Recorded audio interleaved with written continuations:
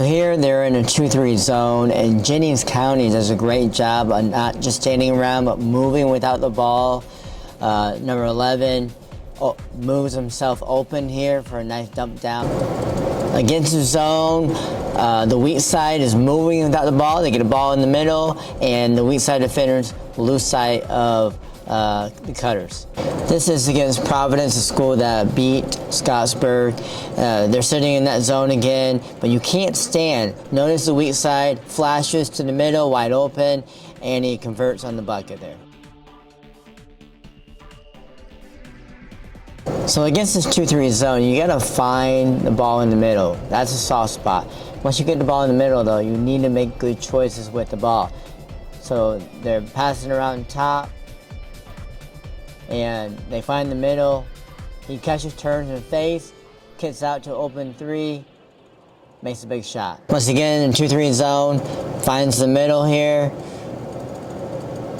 turns around, hits that little jumper there.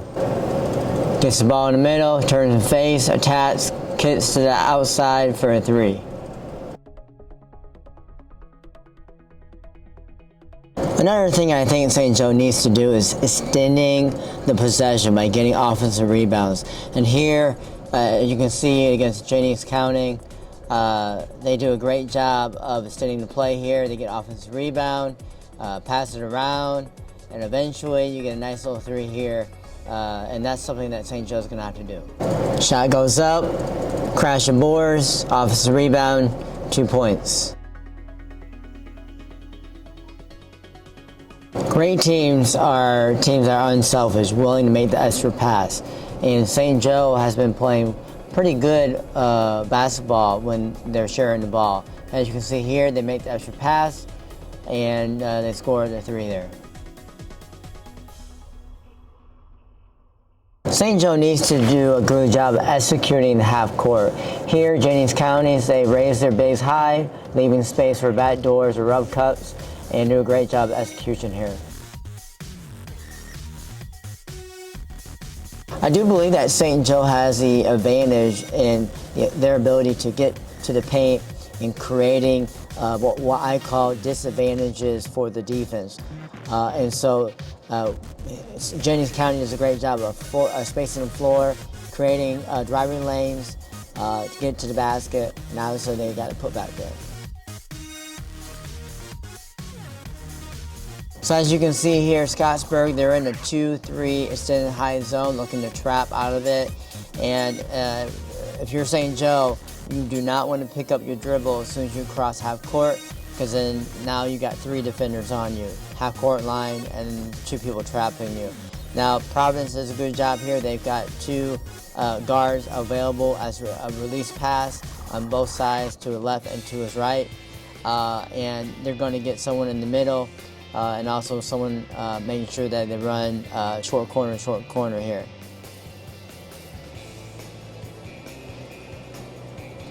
So I believe 13 is going to flash to the middle here. And once you get in the middle, they're going to collapse on you. So you got to be strong with the ball. At that point, you've got to make sure that you're finding the right person. Here they do that. They're doing another great job of getting offensive rebound.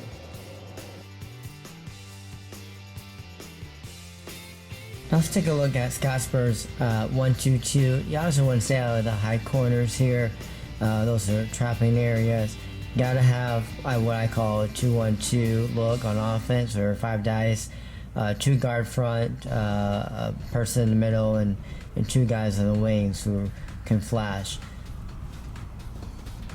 As you can see here, the top 2 guards are on a string. One pulls the other over. They pass to the wing, pass back, and they finally get the ball in the middle. He splits the trap, dumps it down. They get a nice layup there, and 1. Here they're in a 1-3-1, and they're trying to trap again in the 4 corners. And Providence does a good job of getting the guys in the right spots. They got a 2 guard front. They're going to send guys flashing to the middle. And the way you attack a 1-3-1 is to put people where they're not, where the defense is not, and then to make appropriate reads. You're trying to get the ball in the middle so the defense will collapse, and then therefore hopefully one of your guys is open. And so as you can see here, as we play it, he is going to attack the middle. They do a terrible job of containing the ball, and he finds his open guy for a bucket. When you're playing a team that's tall like Scottsburg, 6'9", 6'6", 6'4", 6'4", you know, St. Joe probably hasn't played a team quite like that, where they're so long and tall.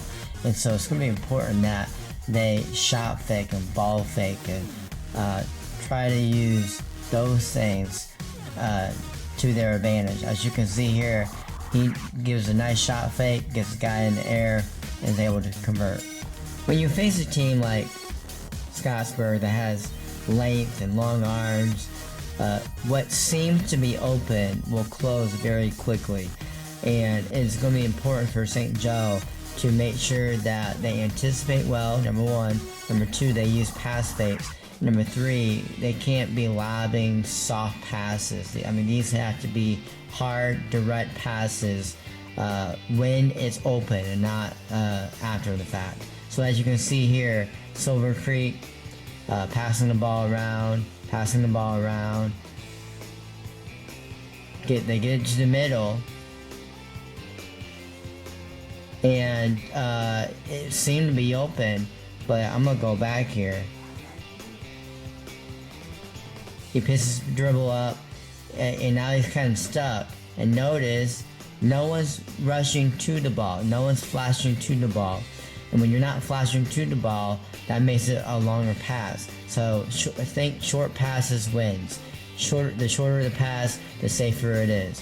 The longer the pass, the riskier it is. And as you can see here, they get a deflection. Luckily, it goes out of bounds and wasn't stolen.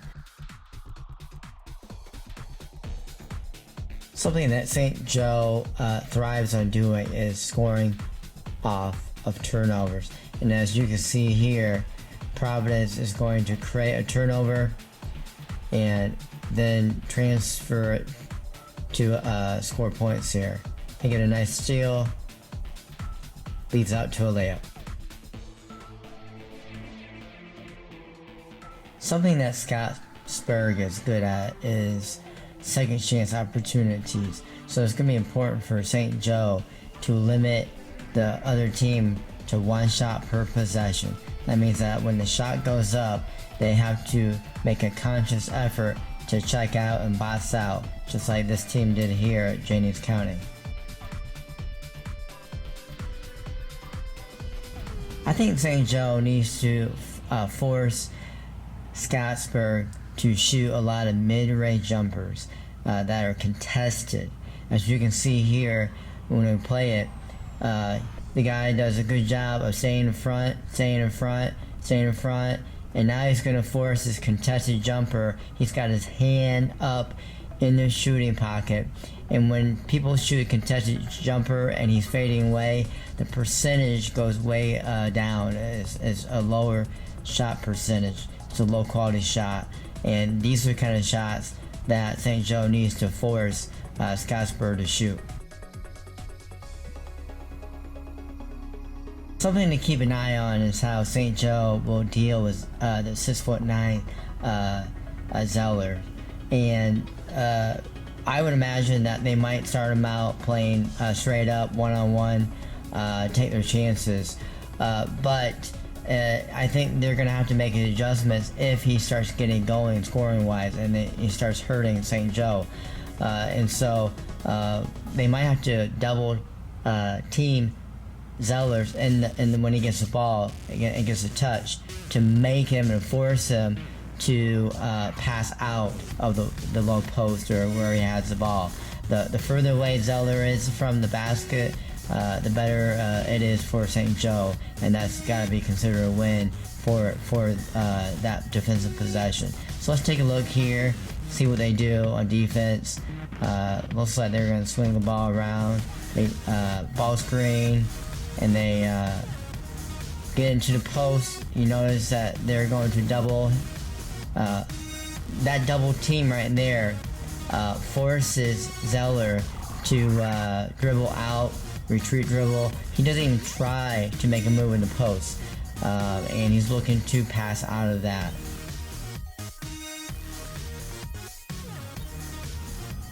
St. Joe's going to have to do a great job containing the shooters and not losing sight of them.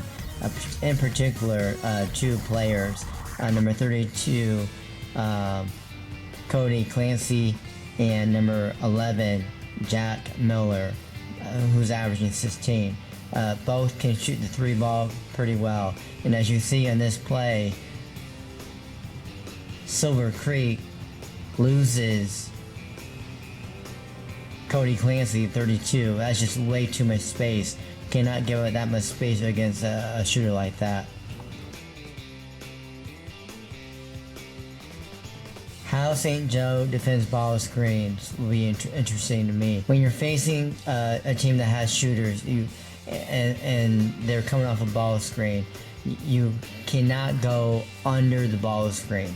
That's just an open invitation for a shooter like Cody Clancy or Jack Miller to launch a three. So as you can see right here, Silver Creek is going to go under the ball screen here. Here it comes, under the ball screen. And Miller just launches a three there and connects. So Silver Creek is face guarding Clancy, number 32, meaning that he has no help responsibility. So whenever teams do this, it's tough to do that because you're not used to doing that unless you are. And so the rotations are going to be a little bit different. So as you can see here, Silver Creek, they give up a middle drive here, and 22 should be the first guy to rotate. Now it's usually not the first rotation that hurts you, it's always that second rotation. So the person that should be rotating is this guy right here, which I'm going to highlight with my cursor. He's the guy who needs to be rotating down to get number 5. Again, they're face guarding 32 Clancy. So I'll play it here, pause it. As you can see, this defender did not drop down, which should have been the second rotation. And then the third rotation would have been this guy right here to take Zeller right here. So they give it a wide open basket right before halftime, and that was a huge bucket there for Scottsburg. Scottsburg doesn't push the ball in transition a whole lot, but every once in a while they will. So it's going to be important that St. Joe has one person back at all times, and obviously the coaching staff can adjust as the game goes on. And if Scottsburg is, hurting them in the transition game, then they'll need to, put two people back on shots. But here, as you can see, Silver Creek scores, and they get the ball out quickly, but they do not sprint back, and they give up a transition bucket there.